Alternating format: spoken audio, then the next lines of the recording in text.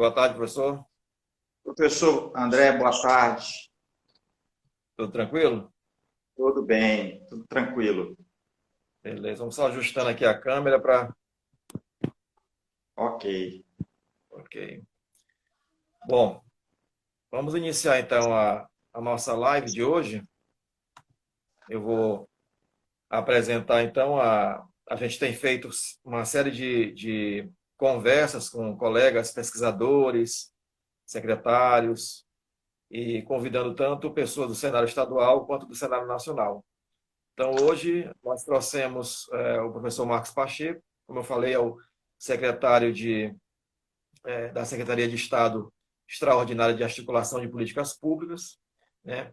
O nosso tema de hoje é Políticas Públicas e a Covid-19, Ações Estratégicas e Experiências. Então, professor, é um prazer recebê-lo aqui conosco nessa tarde. A gente geralmente faz algumas perguntas, né, que foram previamente combinadas, e as pessoas podem fazer perguntas e ao longo da nossa entrevista, a gente vai lá, depois de meia hora mais ou menos, começar as perguntas que os espectadores têm colocado. Eu queria agradecer novamente e inicialmente gostaria que o senhor falasse um pouco, que apresentasse, dissesse quem é Marcos Pacheco, né, a formação, onde atua. Boa tarde. Bem, boa tarde, professor André, boa tarde a todos os seguidores da FAPEMA Oficial. Prazer estar aqui.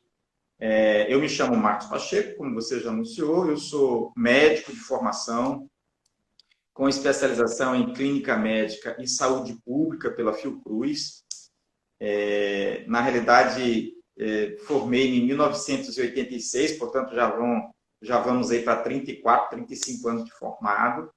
Nesse período, trabalhei durante 15 anos no interior do Maranhão, então eu me considero assim uma espécie de marianólogo, né? Eu sou um estudioso do Maranhão, das suas culturas, do seu povo, da sua gente. Nesse período, também fiz o curso de Direito, o curso de Medicina eu cursei na Universidade Federal do Maranhão, o curso de Direito eu cursei na Universidade Selma, em o ano de 90, comecei em 98 e concluí em 2002, 2003. Também fiz mestrado e doutorado em Políticas Públicas na Universidade Federal do Maranhão e atualmente eu ocupo o cargo de secretário de Políticas Públicas do Governo do Estado. Já fui subsecretário de Saúde do município de São Luís, já fui vice-prefeito da minha cidade, onde eu trabalhei esses 15 anos, que é Barra do Corda. Também tive uma experiência pela política, eu fui deputado estadual na década de 90, na segunda metade da década de 90. Uma experiência interessante, porque eu saí eleito da minha cidade, da cidade de Barra do Corda, onde eu trabalhava. Embora eu tenha tido votos em outros municípios, mas eu já saí eleito de lá. Quer dizer, a minha votação foi uma votação eminentemente distrital. Foi uma experiência muito rica, mas eu não quis continuar na política, preferi mesmo me encaminhar para o caminho, né, o percurso do magistério. Hoje eu sou professor do curso de Medicina da Universidade de Selma, e é sempre um prazer estar aqui dividindo ideias e opiniões e refletindo sobre a nossa realidade com você. Muito bem, obrigado, professor.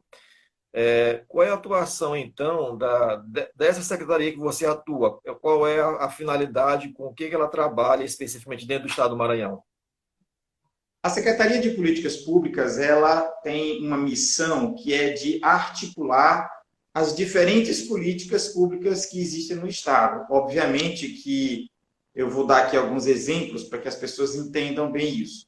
Vamos imaginar a seguinte política, a política da primeira infância. Ora, a política da primeira infância, que é a política estatal, a política de Estado, a política voltada para crianças de 0 a 6 anos, ela é uma política que ela está localizada tanto na saúde, como ela está localizada na educação, como ela está localizada na assistência, como ela está localizada na segurança pública. Então, dependendo do ângulo por onde você vê a política, ela está localizada em várias perspectivas, em vários setores. Então, a gente chama que ela é uma política intersetorial.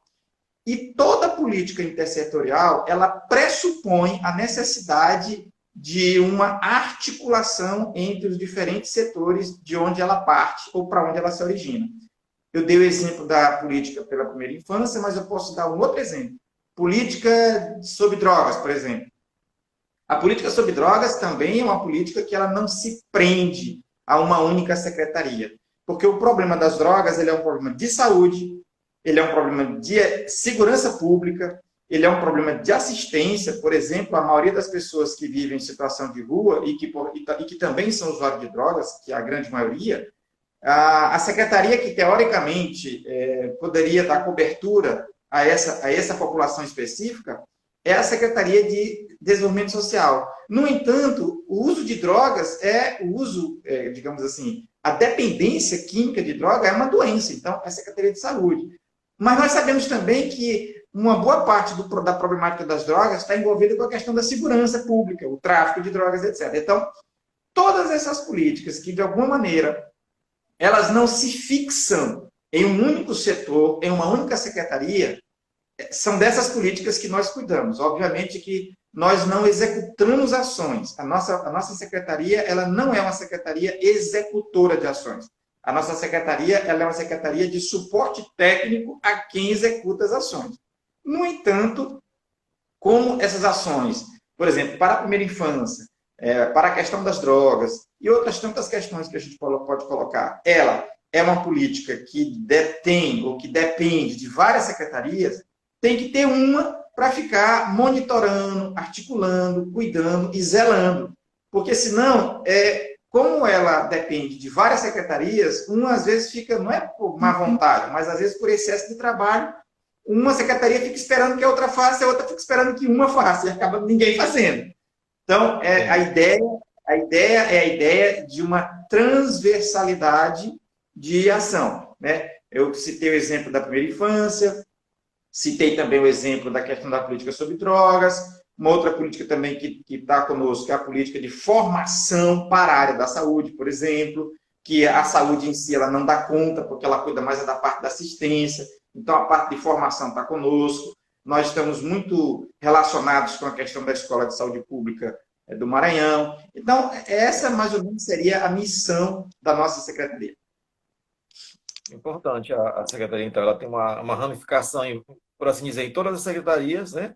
Em pontos focais que, às vezes, pode ser distante lá da secretaria, ela não atua diretamente, mas que a secretaria ela pode incorporar e ajudar, né? Então, muito bom, muito bom. Uma outra atuação que você tem feito muito pertinente, a gente falando um pouco da pandemia que se instalou, é a sua atuação lá no Comitê Científico do Nordeste, né? Então, você é o representante do Maranhão dentro do Comitê do Nordeste. Eu queria saber o que vocês têm conversado lá atualmente, quais são as propostas que têm sido levadas aos governadores, se eles estão adotando essas propostas, ou como é que está sendo a atuação lá? Eu sei que tem vários segmentos, né? Então, se puder falar um pouquinho do seu segmento dentro do comitê, para quem está aqui conosco nesse momento saber o que está acontecendo.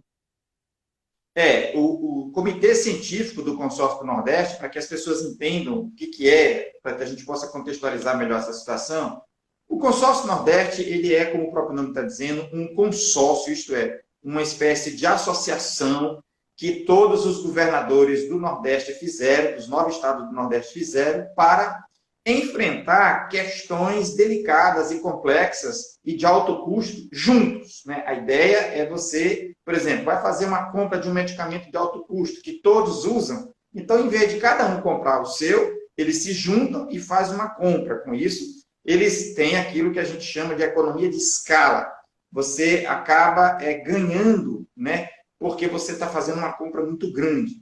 Outra questão importante é a questão do desgoverno que nós estamos vivenciando hoje em nível federal, né? Independente de ser eleitor ou deixar de ser eleitor, mas assim, analisando friamente, analisando com muita frieza as coisas como elas estão acontecendo, nós temos hoje no Brasil um governo federal extremamente frágil, sem um norte definido, sem um planejamento estratégico explícito. O que nós temos é um gestor federal que vai governando por instinto e não governando em cima de um planejamento. Não há um planejamento traçado para que nós possamos dizer que nós tenhamos um presidente, que nós temos um plano de ação para o país.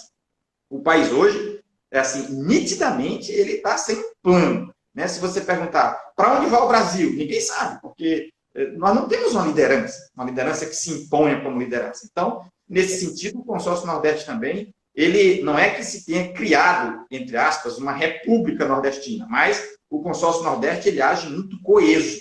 Ele vai para cima junto, ele se afasta junto, então ele está junto. E quando o governo federal se refere ou se reporta a um dos estados do Nordeste, ele se reporta ao consórcio, quer dizer, o consórcio vem em socorro uns dos outros. Bem, o consórcio Nordeste, por ocasião da pandemia, ele então criou um comitê científico, isto é, um grupo, uma pleiade de pesquisadores, professores e cientistas que vão pensar a pandemia e, com isso, fazer o assessoramento técnico do consórcio no que diz respeito à pandemia. O comitê científico hoje ele tem, professor André, basicamente 3 eixos de atuação.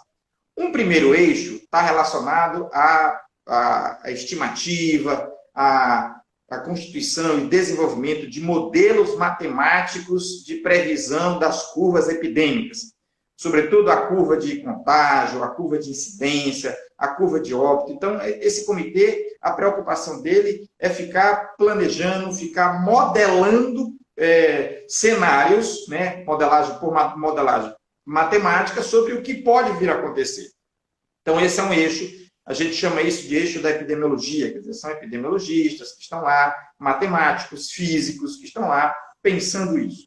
Um outro eixo importante é o eixo de equipamentos e insumos. Esse eixo de equipamentos e insumos fica o tempo todo vendo questões relacionadas à questão, por exemplo, do desenvolvimento de respiradores, o desenvolvimento de bombas de infusão, novos medicamentos, e fica pesquisando isso, ou seja, a função desse comitê é pesquisar as pesquisas, acompanhar todas as frentes de pesquisas que está sendo desenvolvida em cima dessa situação.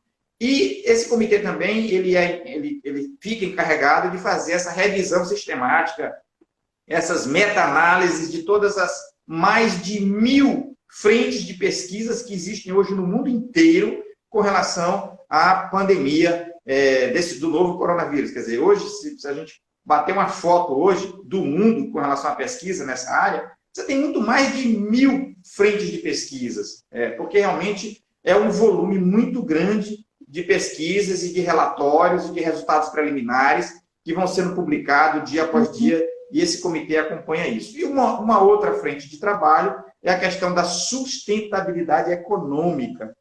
É bom a gente lembrar que um problema como esse que nós temos, que é uma epidemia, ele tem duas frentes de ataque.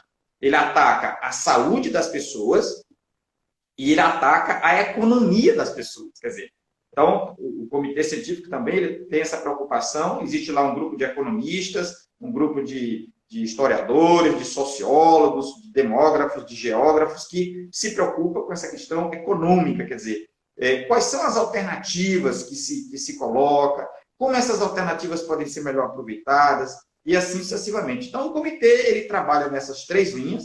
Né? Eu, particularmente, estou em dois subcomitês.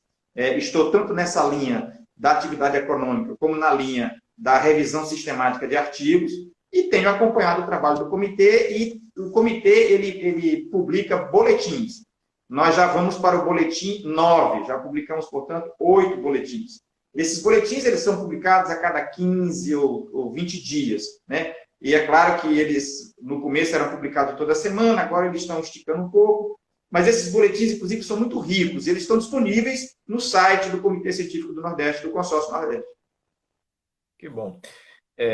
A gente, algumas semanas atrás, até pela FAPEMA, colocou um aplicativo que foi colocado à disposição para poder fazer um monitoramento, né? Já tem resultados sobre esse aplicativo? Alguma coisa específica? Então, existe um aplicativo que se chama, desenvolvido também pelo comitê. Para você ter uma ideia, aqui no Maranhão nós já tivemos mais de 10.000 downloads desse aplicativo, que significa dizer que aproximadamente 7 a 8 mil pessoas já utilizaram na prática o aplicativo, porque nem todo mundo que baixa usa. Às vezes a pessoa baixa e não usa, né? A função esse aplicativo foi desenvolvido pelo Comitê Científico do Nordeste, pela Sala de Situação do Comitê, e esse aplicativo ele é interessante porque a pessoa ela baixa o aplicativo e se ela está sentindo alguma coisa relacionada, ou se ela suspeita que está sentindo alguma coisa relacionada com a Covid, ela descreve, ela se cadastra, e ela vai falando os sintomas que ela sente, né, aquilo que ela está sentindo, e o próprio aplicativo vai estratificando o risco dela, né, colocando ela como verde, amarelo, laranja ou vermelho. Esses pacientes, depois que eles são classificados, uma banca de profissionais de saúde acessa via notebook, via computador, esses pacientes, identifica aqueles que são vermelhos, identifica os que são laranja, identifica os que são amarelo e liga para essas pessoas. Liga pessoalmente para elas e pergunta como é que elas estão, se elas estão precisando de alguma orientação, mas já liga direcionado, porque quando liga já sabe o que a pessoa tem, porque a pessoa já colocou no aplicativo. Esse aplicativo, o consolidado dos dados dele está sendo desenvolvido pela sala de situação do comitê. Né? Eles ainda não disponibilizaram para a gente esse consolidado. O que tem disponibilizado são apenas relatórios. Né? E esses relatórios a gente também tem à disposição. Eles são controlados, aqui no Maranhão, eles são controlados pelo Conecta SUS, que é uma sala de situação que funciona na Secretaria de Saúde, coordenada pelo nosso colega lá, o João Cunha. O Cunha, então, ele é o responsável pela guarda desses dados da sala de situação, onde estão esses relatórios produzidos a partir dessas ligações feitas pelo Monitora Corona. Eu, inclusive, tive a oportunidade de eu mesmo, né, ligar para alguns pacientes e realmente os pacientes eles ficam muito gratificados, porque eles baixam o aplicativo, se cadastram no aplicativo e daqui a 2, 3, 4 horas, às vezes no dia seguinte, dependendo da classificação dele, ele recebe um telefonema de um profissional de saúde para ajudar, para apoiar, para reduzir esse nível de angústia, de receio, de ansiedade e de temores que todos nós estamos passando nessa pandemia. Né? Então, foi uma experiência extremamente boa e eu acho que é uma coisa assim, extremamente produtiva. Né? Até o próprio governo do estado já fez propaganda do aplicativo na televisão, já saiu propaganda, para que as pessoas de fato usem. E elas estão usando mesmo. Que bom. Eu queria lembrar os colegas que estão entrando, quem for entrando aqui para a nossa live, eles podem escrever as perguntas, né? E no final, aqui daqui a alguns minutos, a gente vai abrir para essas perguntas e aí responder. Mas eu queria que as perguntas fossem dentro do contexto aquilo que a gente está falando aqui, do que a gente está conversando. Então, só lembrando que a live de hoje é sobre políticas públicas e a Covid-19, ações estratégicas e experiências. Então, algo dentro dessa temática, certo? Porque às vezes tem algumas perguntas que fogem do contexto.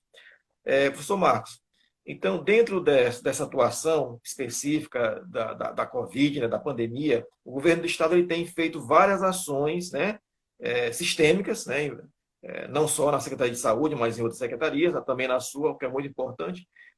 O senhor poderia destacar aquelas que são aqui mais pontuais, as mais recentes, até que as pessoas não estão sabendo, porque é pouco divulgado, quais são as ações do governo do Estado frente ao combate à pandemia? Professor André, eu acho que a gente poderia também classificar essas ações em 3 grandes frentes. Né? Nós temos uma frente importante, e talvez seja a frente até mais divulgada, que é a frente de ampliação de leitos. Né? Você tem, então, o governo, nesses últimos 60 dias, para você ter uma ideia, nós saímos de pouco mais de 200 leitos para a Covid no início do problema. Hoje nós estamos com 1.600 leitos disponíveis para esta doença. Quer dizer, isso não é pouca coisa, é um salto extraordinário, é uma ampliação extraordinária de oferta de serviços, porque é bom lembrar que leito pressupõe uma equipe por trás daquele leito, aquele leito não está lá sozinho, como um leito de hotel, de uma pensão, não é isso, é um leito hospitalar, portanto, por trás de todos esses leitos tem equipes, tem contratação de pessoal, contratação de médicos, de enfermeiros, de outros profissionais da equipe multidisciplinar. Então, é realmente um esforço gigantesco que foi feito. Né? Então, nós temos aí aproximadamente 1.600 leitos. Além dessa frente, e desses 1.600 leitos, quase 300 são só leitos de UTI. Isso é importante que se diga também, para que as pessoas compreendam que isso não é um esforço simples, né? Que isso é uma coisa muito, muito, muito extensa, muito cara, o custo disso é muito alto. Para você ter ideia, cada leito desse custa, em média, R$1.000 por dia. Então, se você tem aí, digamos, 1.000 leitos, Então, são R$ 1.000 por dia, é 1 milhão por dia só desses leitos que foram ampliados, né? Ainda bem que isso não é para sempre, mas é um esforço muito grande que o governo do estado fez. Os leitos de UTI, o custo é o dobro. Então, se um leito de enfermaria, né, um leito clínico, custa R$ 1.000, o leito de UTI custa R$ 2.000, porque é um leito que tem um recurso muito maior. Então, essa é uma primeira frente, a frente que nós vamos chamar de frente de ampliação da oferta de leitos. Uma outra frente muito importante, ainda também na área da saúde, é a frente de organização dos fluxos desses leitos. Quer dizer, os leitos, eles foram criados, mas eu tenho que organizar o fluxo de entrada para esses leitos. Não pode ser assim de qualquer jeito, porque senão vira tumulto, né? Então, esse processo de organização dos fluxos desses leitos, isso é muito importante. Não só o fluxo, mas a regulação desses leitos. Isto é, pacientes que passam de um leito para outro, de um hospital para outro, como é que a gente faz essa organização? Isso é muito dinâmico, e além de ser muito dinâmico, isso requer uma inteligência gerencial muito grande. E um exemplo disso, por exemplo, é que nessa ação, a FAPEMA tem sido uma grande parceira. Por quê?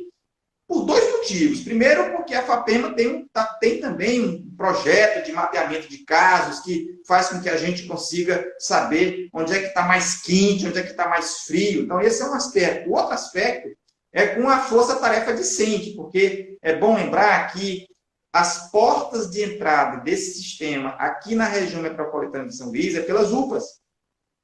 As UPAs é que se constitui na porta de entrada do sistema. E toda porta de entrada, ela tende a ser tumultuada. Por que aqui em São Luís as nossas UPAs não tumultuaram? Porque nós utilizamos essa inteligência gerencial de organizar esse fluxo de entrada. E usamos para isso, por exemplo, muitos alunos de medicina, muitos alunos de enfermagem, alunos de farmácia, alunos de fisioterapia, que inclusive estão prestes a receber uma bolsa, já houve o seletivo, estão prestes a receber uma bolsa da FAPEMA. Quer dizer, a FAPEMA ela tem sido uma parceira importante nesse segundo eixo de intervenção, que é o eixo da organização dos fluxos, porque esses alunos eles participam desse processo. Como é que eles participam? Eles fazem as triagens dos pacientes. Quando os pacientes chegam na UPA, eles não entram diretamente nas UPAs. Existe uma tenda na área externa das UPAs, onde esses pacientes são recebidos. Lá eles são acolhidos, lá eles passam por um processo de estratificação de risco, muito parecido com aquele do aplicativo do Monitora Covid, que é classificar os pacientes em verde, amarelo e vermelho. Essa classificação é que organiza o fluxo, porque o fluxo do paciente verde é um, o fluxo do paciente amarelo é outro, e o fluxo do paciente vermelho é outro, totalmente diferente. Então, quem introduz, quem insere o paciente no fluxo é essa estrutura que fica fora da UPA, exatamente para você não tumultuar a UPA, né? Eu gosto sempre de lembrar que nós ainda não vimos, e eu espero que a gente não veja, nenhuma notícia, nenhuma reportagem de tumultos aqui nas UPAs de São Luís. Nós já vimos isso em Fortaleza, já vimos isso em Recife, já vimos isso em Belém, já vimos isso em Manaus, mas aqui em São Luís, elas estão lotadas, mas sem tumulto. Repito, elas estão lotadas, estão sobrecarregadas, mas sem tumulto. Por quê? Porque você consegue usar a inteligência gerencial de fluxo. Você organiza o fluxo de tal maneira que as pessoas elas conseguem ser atendidas, às vezes demora, às vezes não demora, mas sem tumulto. Quer dizer, as pessoas elas têm uma consciência do que está sendo feito ali. Elas têm uma visão do que está sendo feito e, ao ter essa visão, elas se acalmam, porque elas dizem, bem, a minha vez vai chegar. E eu também tenho segurança de que, se eu piorar, alguém vem me tira daqui e me coloca no outro fluxo, porque existem os fluxos definidos pela gravidade da condição do paciente e não pela ordem de chegada. Não é atendido primeiro quem chega primeiro. É atendido primeiro quem precisa ser atendido primeiro, né? Então, essa estratificação de risco que a gente tem feito. Então, veja, eu tenho uma linha que é a linha de ampliação de leitos, né? E aí eu chamo a atenção que todos os 10 hospitais que foram inaugurados nessa gestão do governador Flávio Dino, todos, sem exceção, eu posso citar aqui Santo Inês, Chapadinha, Bacabal, Caxias, Imperatriz, Balsas, deixa eu ver aqui outro, Bacabal já citei, são 10, espalhados pelo interior do Maranhão, todos eles, sem exceção, eles têm leitos de UTIs. Ou seja, existe lá uma estrutura para receber pacientes graves, né? Essa estrutura está lá montada à disposição dos municípios que precisarem dessa estrutura. Alguns, a maioria vai precisar, uma boa parte talvez não precise. E o outro eixo de ação do governo é esse eixo em cima da economia, quer dizer, muitas taxas, muitos impostos foram prorrogados, muitas taxas foram prorrogadas, distribuição de cestas básicas, também um cuidado muito cauteloso, um cuidado muito criterioso com essa reabertura do comércio, porque isso é importante, porque as pessoas precisam se alimentar, elas precisam comer, elas precisam vender, a economia não pode parar. Então, isso tudo tem uma ação pesada de um comitê local também, que trabalha em cima disso, sob a liderança do secretário Marcelo Tavares, que é da Casa Civil, e do secretário Simplício Araújo, da Indústria e Comércio. Todos nós sob a liderança do governador Flávio Dino. O fato é que existe, então, várias frentes de trabalho, cada frente com seu comitê específico, e, obviamente, cada frente dessa faz suas parcerias interinstitucionais, no sentido de levar as coisas a bom termo, digamos assim. Entendi. Você falou de um número aí interessante, né? Porque muitas das pessoas da população, de modo geral, não sabem os custos da saúde, né? A saúde custa caro, né? É uma das áreas do governo, por assim dizer, que talvez seja mais cara, né? De todo o governo. E aí eu fico comparando agora o custo dia com o custo FAPEMA edital, né? Eu abri um edital da FAPEMA de 1 milhão, que aí eu pago um ano, né, de pesquisa, mais ou menos 2 anos de pesquisa. O governo gasta aí 1 milhão por dia agora com esse estado da pandemia, né? Então, eu vou pensar aqui que 30 dias seja 30 milhões. E dependendo da persistência desse estado de calamidade, eu tenho aí o múltiplo para cada mês. Ou, se eu olhar para trás, eu tenho desde março, né, abril, porque não tinha 1.000 desde março, que eu estava vendo agora, né? Mas, se pensar aí da persistência dessa pandemia para os próximos meses, eu tenho um dinheiro aí que é usado de maneira efetiva, né? Mas é um custo muito alto, realmente, né? Então, é uma coisa bem importante, e é só um ponto, né, que você está falando, que é a operacionalização do leito. E aí tem medicamento, né? Você tem toda a estrutura do hospital, etc. Né? Então, são coisas importantes realmente de serem colocadas. Outra coisa que você colocou importante realmente é a atuação da FAPEMA, né? Então, nós temos aí 2 pontos focais. Um deles é um edital que você comentou, que é dos bolsistas, né, para atuarem nessa frente. Nós tivemos, então, essa parceria com a Secretaria de Saúde, junto com a sua secretaria, contratando esses bolsistas. E aí eu pergunto, qual a importância desses bolsistas hoje? A gente está colocando aqui coisas, inclusive, que são pontuais da FAPEMA, a gente já selecionou, não houve, vai abrir um outro edital para ter novos candidatos, inclusive, para atuarem nisso. Qual a importância dessas pessoas bolsistas que estão atuando junto com vocês aí, além dessa triagem? Na realidade, professor André, essa experiência que esses alunos estão passando, ela é uma experiência que ela não vai se repetir, né? Aliás, eu diria para você que essa pandemia, essa epidemia de Covid, é o desafio de várias gerações, da minha geração, da sua geração, que é uma geração posterior à minha, bem mais jovem, a geração desses meninos, que é posterior a de nós dois, a minha e a sua. Então, assim, essa epidemia, ela é uma experiência que ninguém vai passar por ela de novo, porque isso é o tipo da coisa que acontece a cada 100 anos, né? Nós já tivemos epidemias importantes aqui. Eu pessoalmente vivenciei um surto epidêmico de febre amarela silvestre em Barra do Corda, que me marcou muito na década de 90, quando eu trabalhava lá em Barra do Corda. Naquela época nós tivemos, só para você ter uma ideia, tivemos na cidade, uma cidade pequena, com 60, 70 mil habitantes na época, nós tivemos 12 óbitos em menos de 2 semanas, quer dizer, de uma mesma doença, de uma doença que depende de vacina, e de uma doença que mata de maneira muito cruel, porque a pessoa morre sangrando, né? A febre amarela. Então, é muito parecida com a dengue hemorrágica, até porque o vírus é da mesma família, que é o arbovírus. Depois nós tivemos outra epidemia também, essa foi no Brasil todo, mas mais no Nordeste aqui, que foi uma epidemia de cólera também. Depois nós tivemos a epidemia do Zika vírus, que foi em 2015, 2016. E agora, a do Covid. Mas veja, essa é cruel. Essa é de uma proporção absolutamente, digamos assim, desproporcional em relação às outras, né? E ela não é só uma epidemia, ela é uma pandemia, porque ela não se localiza em uma região apenas, em um país, em uma nação, em um território, em um continente.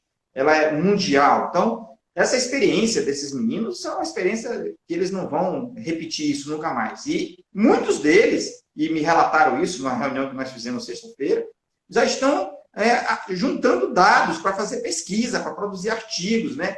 Isso é importante. Então, além da importância que você já frisou, que é a importância de organizar os fluxos de entrada dos pacientes, que já por si só já é uma importância enorme, né? Tem a importância pessoal para cada um deles, que é a importância do crescimento pessoal, do crescimento científico de cada um, da maneira como você encara as pessoas, as situações. E outra importância também é a ideia do aperfeiçoamento no acolhimento desses pacientes, né? Porque o profissional de saúde, você sabe, trabalhar na saúde não é para qualquer perfil, né? O profissional que vai trabalhar na área da saúde, ele tem que ter um perfil para trabalhar na área da saúde. E esse perfil, eles estão aprimorando esse perfil, né? Porque eles chegam lá, eles se encontram com 50, 60 pessoas angustiadas, nervosas, ansiosas, chateadas, cansadas, sofridas, e senta na frente deles. Então, vamos ver como é que ele vai encarar essa situação. Como é que você resolve isso, né? Que respostas você tem para essas pessoas? Como é que você vai conseguir acalmá-la? Como é que você vai conseguir tranquilizá-la? Quem é você?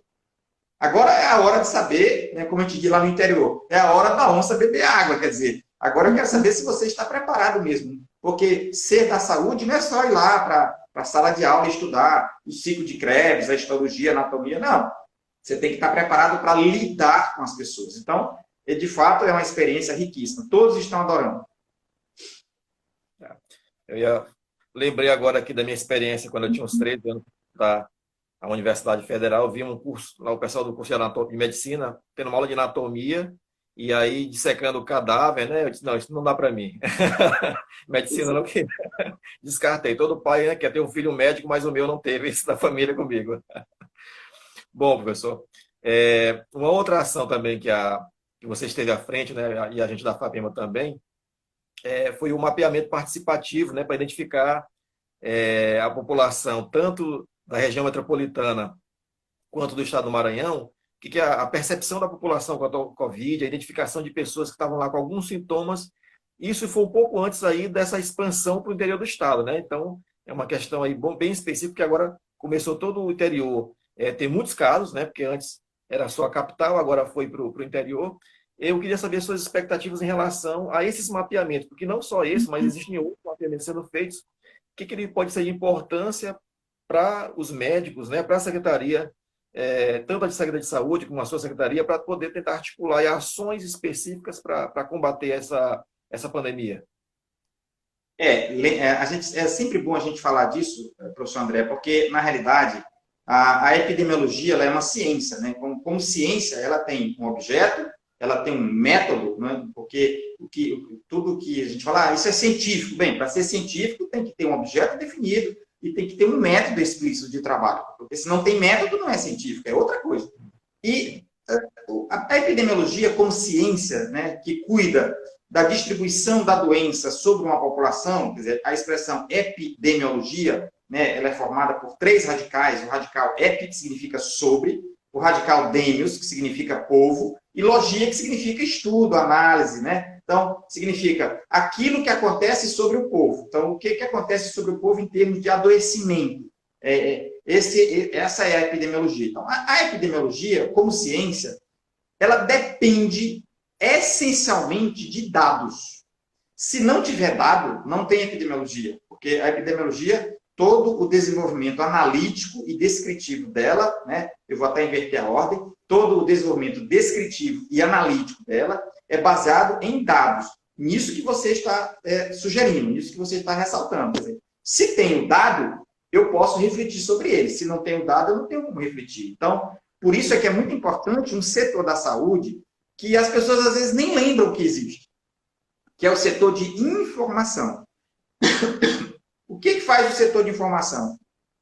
Ele pega os dados, os eventos, os adoecimentos, os óbitos, e ele junta no sistema e ele coloca à disposição do gestor esse sistema de dados para que o gestor possa, aí sim, em cima desse sistema de dados, planejar as ações possíveis. E é isso que nós estamos falando aqui. Quando você diz que a FAPEMA, junto com outras fundações de amparo à pesquisa do Nordeste, trabalham, estão desenvolvendo aplicativos, questionários, que predispõem e que dispõem sobre o mapeamento de casos geograficamente determinados, né, por georreferenciamento, isso é sensacional. Por quê? Porque, além de ter o dado, eu tenho ele georreferenciado, isto é, eu sei onde ele está, agora eu vou refletir sobre por que ele está ali. Então, isso é muito interessante, né? E isso vocês têm feito com muita maestria.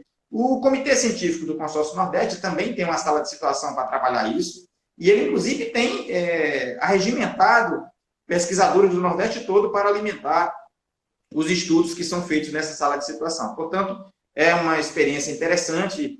Nós mesmo já trocamos aqui alguns mapas de calor, né, da distribuição desses pacientes, e você está correto, nós estamos passando por um processo de interiorização da doença, a doença está se interiorizando, né? É claro que aqui a gente já sente, aqui na região metropolitana, a gente já sente uma leve atenuação dos casos, né? Eles ainda estão crescentes, eles ainda não estão descendo, eles estão crescendo ainda, mas o delta de aceleração desse crescimento já está mais reduzido. Isso a gente pode perceber claramente nas próprias UPAs, porque as UPAs elas são a porta de entrada, portanto, elas são o termômetro do sistema. Se a demanda sobre elas, se a pressão sobre elas se retrai um pouco, significa o quê? Significa que nós estamos tendo uma retração também da doença. Agora, no interior, nós não podemos falar a mesma coisa, pelo contrário. Hoje, se a gente for fazer o levantamento dos pacientes que estão nos hospitais aqui de São Luís, hoje, a maioria deles com Covid são do interior, trazidos para cá por ambulâncias, ou até mesmo por uma UTI aérea que foi contratada pelo governo, que está fazendo esse traslado dos pacientes mais graves via aérea, via UTI aérea. Ok.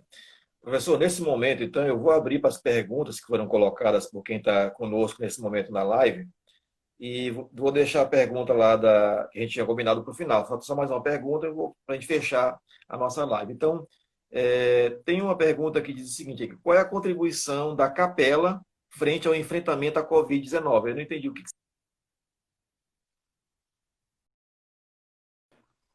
Bem, essa pessoa deve estar... Ok. Ela falou capela, não é isso? Capela? Capela. Então, ela deve estar se referindo a um instrumento que é colocado sobre o leito do paciente, né, formando uma espécie de capa para proteger o paciente, mas mais do que proteger o paciente, para proteger a equipe que cuida daquele paciente. Essa capela, como alguns chamam, ela é uma ferramenta interessante, né, que é feita de PVC, você coloca um plástico e o paciente fica recebendo oxigênio por máscara, geralmente, mesmo que seja oxigênio por máscara ou por tubo orotraqueal, mas aquela capela ela protege a equipe de se contaminar com as gotículas daquele paciente. Então, ela é uma ferramenta interessante. Existe, inclusive, uma frente de pesquisa pesquisando isso aqui em São Luís. Esses trabalhos começaram por um hospital lá em Manaus, mas eles já estão se expandindo para o resto do Brasil. Entendi. Uma outra pessoa pergunta assim: queria saber se o governo tem algum plano para testar as pessoas que tiveram os sintomas e não procuraram hospital. Então, nós não temos, o governo não tem um plano para testar pessoas que não procuraram serviços de saúde. O que foi feito, aliás, está sendo feito ainda, é uma pesquisa. Essa pesquisa ela está sendo desenvolvida pela Universidade Federal de Pelotas em parceria com o IBOP, né?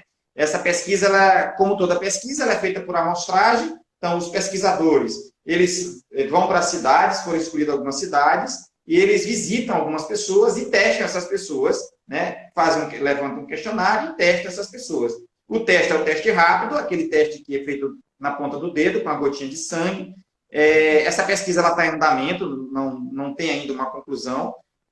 Agora, Essa pesquisa, como toda pesquisa por amostragem, ela não vai testar todo mundo, ela vai testar uma amostra pequena, e a ideia é que dessa amostra pequena, quer dizer, do desenho dessa amostra, você possa inferir a situação do Estado.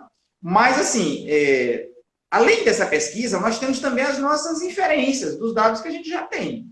Por exemplo, se nós temos hoje, no Maranhão, 37 mil casos confirmados, e se eu sei que para cada um caso confirmado eu tenho, no mínimo, 10 não confirmados, então eu já sei que no Maranhão hoje nós temos próximo de 400 mil pessoas já contaminadas pelo Covid.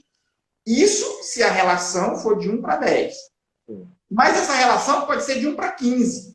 Ela pode ser de 1 para 20. A gente está colocando 10 porque os resultados preliminares da pesquisa de Pelotas, da Universidade Federal de Pelotas, apontam uma relação de 1 para 8. De 1 para 7,5, 1 para 8. Eu estou colocando por minha conta 10. Mas por que você está colocando 10? Porque uma coisa é a demografia do Nordeste. Outra coisa é a demografia do Sudeste. Por que as pessoas às vezes se perguntam, mas vem cá, por que essa doença ela se concentrou no Nordeste e no Norte? É porque o Nordeste e o Norte é pobre? Também, mas não é só por isso, não. É por causa da nossa demografia. Porque essa doença é uma doença de aglomerados. Né? Então, onde é que essa doença está? Ela está nas regiões metropolitanas de São Paulo, do Rio, Vitória, Recife, Fortaleza, São Luís, Belém, Manaus. Mas está onde? Na região metropolitana. Agora é que ela começa a se interiorizar. Então, ela se concentra nos grandes aglomerados, depois ela se capilariza para os pequenos aglomerados. Então, é uma doença de aglomerados. E é por isso que eu estou colocando. Se a Universidade Federal de Pelotas, fazendo pesquisa no Rio Grande do Sul, disse que a relação lá é de 1 para 7, imagine cá. Então, aqui, a relação deve ser de 1 para 10, 15, talvez até 20. Né? E, nesse sentido, dá para a gente estimar que se nós temos aqui 40 mil casos, nós estamos com 400 mil casos. Quando a gente chegar a 100 mil casos, nós vamos estar com 1 milhão de casos. Então, aí vem uma pergunta também por trás dessa pergunta, professor André, que é muito importante. Às vezes as pessoas perguntam assim, mas vem cá, então quanto mais caso pior? Depende. Depende. Não pode ter, muita morte.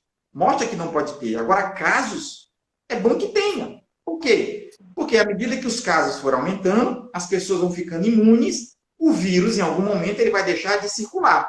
Por que ele vai deixar de circular? Porque as pessoas estão com imunidade, porque já entraram em contato com eles. Agora, o que a gente...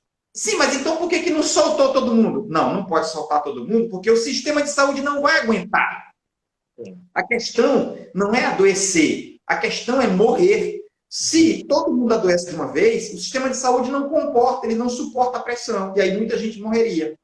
E aí, por falar em óbito, por falar em morte, que não é um assunto bom de se falar, mas a gente tem que falar, porque faz parte da nossa vida, da minha, da sua, da de todo mundo. Quem de nós não já perdeu uma pessoa querida?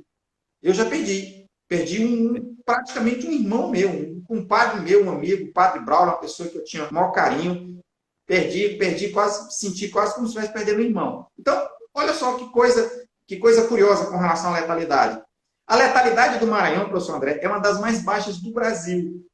A nossa letalidade hoje está em 2,7%. Significa dizer que de cada 100 pessoas que adoecem, de cada 100 casos confirmados, não é caso adoecido, é caso confirmado. Aqui no Maranhão, de cada 100 casos confirmados, 3 estão morrendo. 3.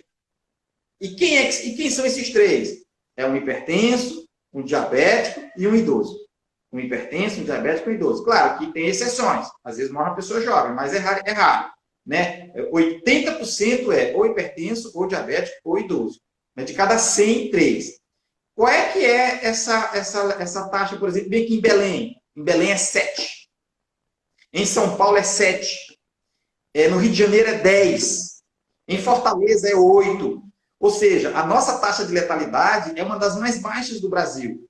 Sobretudo considerando o número de casos. E quando a gente considera o número de casos, a nossa taxa é a mais baixa. E quando a gente compara o Maranhão com o Brasil, ainda assim a nossa taxa é baixa, porque a taxa do Maranhão é 5, a nossa é 2,7. É a metade da taxa brasileira. E aí as pessoas às vezes não ficam pensando, mas vem cá, mas e o que o Maranhão está fazendo diferente? Isso que nós estamos falando. Organizando o sistema, expandindo o leito, organizando o fluxo, fazendo parceria com o público e o privado, FAPEMA, as demais secretarias, organizando o comitê. Ou seja, é um Estado que, de fato, se a gente parar para pensar e for olhar os números, como eles estão acontecendo, de fato, nós temos feito um trabalho, o governo tem feito um trabalho diferenciado em relação às outras capitais, aos outros estados. O governador Flaviano tem feito um trabalho diferenciado realmente, e as atuações dele junto com o secretariado tem surtido efeito, como você tem colocado, né? Eu ia até colocar também o próprio lockdown, né? Veio fora aqui da pergunta, mas o próprio lockdown também, que é aquilo que você colocou, as pessoas não entendem por que não deixa todo mundo solto, né? Quer dizer, solto entre aspas, né? Liberado para pegar na rua. Realmente é todo mundo ficar doente, colapso, e aí todo mundo precisa do hospital ao mesmo tempo. Ele vai acontecer, né? Você vai ter que ir para o hospital em algum dado momento, mas não todo mundo ao mesmo tempo. Porque realmente a gente saiu de 200, como você falou, 200 leitos, para 1.200 agora? 1.600. 1.600, né? Mas demorou um tempo, né? E aí a gente está vendo nos noticiários aí falta de respirador que se compra e não chega, né? De máscaras, de luvas, de EPIs, né? Que não estão agora até mais caro, né? Então eu faço uma comparação agora com as máscaras que antes da pandemia a gente comprava aí um kit de 50 por R$ 50, agora é R$ 150. Isso para a gente consumidor comum, né? Imagine para o governo comprar. Bom, voltando às perguntas, tem uma pergunta que diz o seguinte, ela está um pouco relacionada com aquilo que a gente está falando agora aqui, que é quais as estratégias a respeito da abertura do mercado agora? Como lidar com os riscos? Né? O que poderia ser dito sobre isso? Então, em que pese algumas reflexões que têm sido feitas por epidemiologistas aqui do Maranhão, inclusive bons epidemiologistas, reflexões muito bem fundamentadas, baseadas exatamente em modelagem matemática, dizendo que talvez ainda seja cedo para a gente fazer essa flexibilização, de fato, a gente tem que concordar, professor André, que o mais seguro talvez fosse deixar um pouco mais para frente. Só que tem um detalhe que a gente tem que lembrar. Qual é o detalhe? As pessoas precisam comer, elas precisam sair de casa, precisam ir para o trabalho. E também tem a questão psicológica, as pessoas estão trancadas em casa, isso tem uma repercussão muito negativa, inclusive sobre violência intradomiciliar, né? Agora, então a pergunta seria, bem, se você mesmo acha que talvez o mais seguro fosse fazer um pouco mais tarde, por que estão fazendo agora? É porque nós temos um indicador importante que eu já falei aqui, que está nos dando esse respaldo. Qual é esse indicador? A pressão nas portas de entrada. Hoje, por exemplo, se você for na UPA, nas nossas UPAs hoje, não tem mais nem pacientes em pé nas UPAs. Todo mundo sentado, tem cadeiras vazias nas UPAs. Hoje nós temos leitos vazios nas UPAs. Então, isso é um indicador de que a pressão sobre a porta de entrada do sistema, ela já não é a mesma que era 5, 6 semanas atrás. Então, a partir disso, eu vou flexibilizando. Mas não tenha dúvida, se esses números, essa pressão, ela recrudescer, não tenhamos dúvida. O governo não tenha dúvida disso. Porque para o governo, o que é importante não é a economia. Para o governo, o que é importante são as pessoas. As pessoas é que são importantes. Então, para proteger as pessoas, o governo faz tudo que for necessário. A economia é secundária, claro. E aí eu vou falar aqui uma frase de Jesus que eu gosto muito, né? Não foi o homem que foi feito para o sábado. Foi o sábado que foi feito para o homem. Não foi o homem que foi feito para a economia. A economia que foi feita para o homem. Então a economia está a nosso serviço e não nós a serviço dela. Obviamente que nós vamos flexibilizar porque nós precisamos da economia. Né? Sem a economia também a gente não vive. Portanto, nós precisamos dela. Ou seja, a economia foi feita para o homem, nós precisamos dela. E nós, por precisarmos dela, nós temos que sustentá-la, nós temos que administrá-la da melhor forma possível. Entendi. Uma boa colocação e uma boa comparação. Nós temos ainda 10 minutinhos aqui, eu vou colocar mais 2 perguntas para poder a gente ver se dá tempo de encerrar com a terceira questão. Tem uma pergunta muito interessante, é o seguinte, já foi comprovado cientificamente que pegando o vírus, nos tornamos imunes? Já existe essa segurança? Essa segurança ela é já quase 100% existente, né? E por que a gente diz isso? Porque a doença, ela cresce e em seguida ela decresce. Ora, se ela decresce porque ela cresce, então é sinal de que a população está sendo imunizada. Porque se a população não fosse imunizada, ela não pararia de crescer, quer dizer, esse crescimento dela ele ficaria quase que constante. Né? Então, e como ela decresce muito rápido, isso é uma prova de que esse decréscimo dela decorre exatamente da imunização que os epidemiologistas chamam de imunização de rebanho. Por que rebanho? Porque é uma imunização coletiva, comunitária, de muita gente. Né? Então, agora, o que nós não sabemos ainda é quanto dura essa imunidade. Né? Nós já sabemos que ela existe, mas nós não sabemos ainda qual é a sua durabilidade. Pode ser 6 meses, pode ser 1 ano, pode ser para o resto da vida. Por exemplo, o sarampo. Sarampo, a imunidade que a gente pega é para o resto da vida. Quem tem sarampo uma vez não tem mais. Catapora, né? Que é a varicela. Você só tem uma vez. Né? Dengue, você só tem uma vez para cada sorotipo. São 4 sorotipos, você só pode ter 4 vezes dengue. Então, assim, febre amarela também, você só tem uma vez. Você toma vacina, ela serve para 10 anos. Faz um reforço daqui a 10 anos. Ora, um reforço daqui a 10 anos é quase o resto da vida. Então, agora, com relação ao coronavírus, nós não sabemos ainda.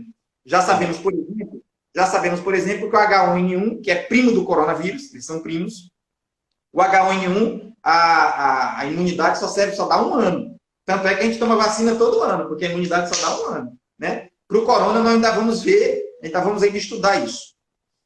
Entendi. Tem outra pergunta aqui que ela vai ser um pouco controversa, mas enfim, eu vou colocar ela. Em relação o real tratamento do Covid. São tantas notícias somadas à polêmica da cloroquina e hidroxicloroquina. Então, o que se poderia falar sobre essa questão do tratamento? Na realidade, assim, a cloroquina, ela pode sim ter efeitos benéficos para os pacientes. Porque os pacientes, uma boa parte deles apresentam um componente inflamatório importante no alvéolo, que é uma região do pulmão, né? Assim, uma região microscópica do pulmão. No entanto, não são todos que apresentam esse mesmo perfil. E aí, para responder essa pergunta, eu vou responder essa pergunta com um adágio popular. Né? O que esse adágio diz? Cada caso é um caso. Tem pessoas que vão se beneficiar da cloroquina. E tem pessoas que não vão se beneficiar da cloroquina. E quem é que sabe disso, Marco? É o médico. Por isso que cloroquina é assunto de médico, não é assunto de governador, de presidente, de prefeito, né? É deputado, senador, prefeito, governador, não tem nada a ver com cloroquina. Né? Só se ele for médico. Só se ele for médico. E outra coisa, só se ele for médico, professor, e se ele estiver lá trabalhando, na frente dos pacientes. Porque se ele não estiver lá trabalhando, ele também não vai saber. Porque isso é muito recente, isso é muito novo. Então, assim, isso não é assunto para política. Isso é um exemplo. A pergunta foi boa, professor André, porque nos leva a refletir de onde é que nós chegamos. Quer dizer, essa ideologização terrível, esse maniqueísmo medieval, essa polarização quase que imbecilizada. Isso não existe. Isso é um negócio que não tem o menor sentido. E repito, cloroquina pode ser benéfica. Por exemplo, eu tive Covid, não usei cloroquina, porque eu não apresentei um padrão inflamatório típico. Minha esposa teve Covid. Aliás, eu passei para ela, porque eu vivo na rua e ela fica em casa, coitada. Eu acabei trazendo para ela. Né? Minha esposa também não usou cloroquina, quer dizer, porque o padrão dela não foi um padrão inflamatório. Então, assim, cada caso é um caso. E a gente aprende isso na medicina. Quer dizer, o bom médico é aquele que trata os seus pacientes de maneira individualizada. Não existe uma receita pronta para todo mundo, tá bom? Era só para colocar isso. Tá. Mais uma pergunta aqui para a gente, também interessante. Essa live vai ficar gravada, a gente vai depois colocar nas redes sociais da FAPEMA, no YouTube da FAPEMA, no Instagram. Quanto tempo os pacientes devem ficar isolados após contrair o Covid? É uma pergunta interessante, porque depois quem for assistir essa live também pode replicar isso para alguns colegas, parentes, familiares. A gente costuma dizer que o período de isolamento dos pacientes varia de 14 a 21 dias, ou seja, de 2 a 3 semanas. 2 semanas, se for um caso leve, tiver apresentado poucos sintomas ou pouca coisa, não tenha sido nada grave. E 21 dias, ou seja, 3 semanas, se ele tiver precisado, por exemplo, se internar ou tomar uma medicação um pouco mais extensa. Então, é basicamente isso, de 14 a 21 dias. Né? 14 dias se for um caso leve, e 21 dias se for um caso que demandou, que precisou internar, ou de alguns exames mais sofisticados. Isso é o período todo, entendeu? No momento que ele tem os primeiros sintomas até o final, seria 21 dias. Até o final. Então, isso já não permitiria para ninguém. Exatamente, exatamente. Professor, a gente falta então 4 minutinhos. Eu vou perguntar uma pergunta que a gente tinha previsto de colocar aqui e logo em seguida o senhor pode encerrar, né? Eu vou agradecer esse momento pela sua participação. Foi muito bom, eu gosto muito de conversar com você, não só nesse momento aqui com a live, mas em outros momentos aí pelos hábitos, a gente tem discutido bastante coisa. A gente tem aprendido com o que você tem colocado e muito mais agora nesse momento. Acho que essa live fica aí para muitas pessoas que vão nos assistir, não só alunos, professores, pesquisadores, mas a população de modo geral, pode entrar nas redes sociais da FAPEMA e do Governo do Estado.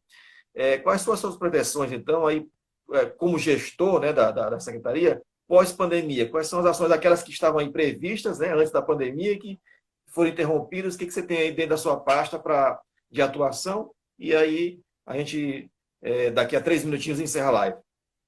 Na realidade, a nossa secretaria, como eu já lhe falei, ela é uma secretaria que ela é intersetorial, ela trabalha com articulação de políticas públicas, ela faz aquilo que a gente chama de transversalidade das políticas.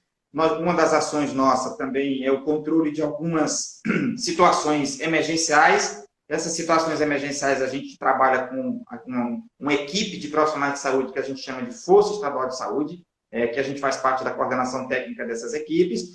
E a secretaria, ela é uma secretaria que ela é assim, digamos assim, ela vai crescendo à medida que as demandas vão aparecendo.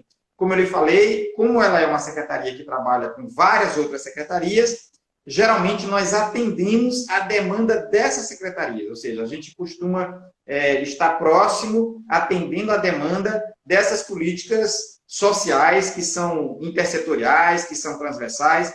E à medida que os secretários ou o governador vai exigindo, vai determinando que a gente vá expandindo o nosso raio de ação, a gente vai expandindo. E a gente trabalha aqui, a gente costuma dizer, a nossa secretaria é uma secretaria pequena, porque ela não executa ações, ela apenas faz assessoramento técnico, mas lá na nossa secretaria, todos fazem tudo. Quer dizer, lá nós temos jornalista, temos assistente social, tem um médico que sou eu, tem outros profissionais, né? Mas lá não tem esse negócio não, lá todos fazemos tudo. Né? É da natureza do nosso ofício. E eu quero aproveitar para lhe agradecer a oportunidade, mandar aqui um abraço a todos os seguidores da FAPEMA e também lhe agradecer, em nome nosso, da nossa secretaria, em nome da Secretaria de Saúde, esse apoio incondicional e extremamente necessário que a FAPEMA está dando para nós nesse momento. Muito obrigado mesmo. Eu agradeço novamente, professor, e também estão à disposição. A FAPEMA se coloca, né, à disposição para quaisquer medidas sejam necessárias que ela possa estar atuando junto à sua secretaria, mas não só ao nosso povo maranhense, ao nosso governador, que atua fortemente nessa pandemia. Então, eu agradeço a todos, encerro nesse momento a nossa live e na próxima semana teremos uma nova live no mesmo dia e horário. Um abraço a todos. Tchau, tchau.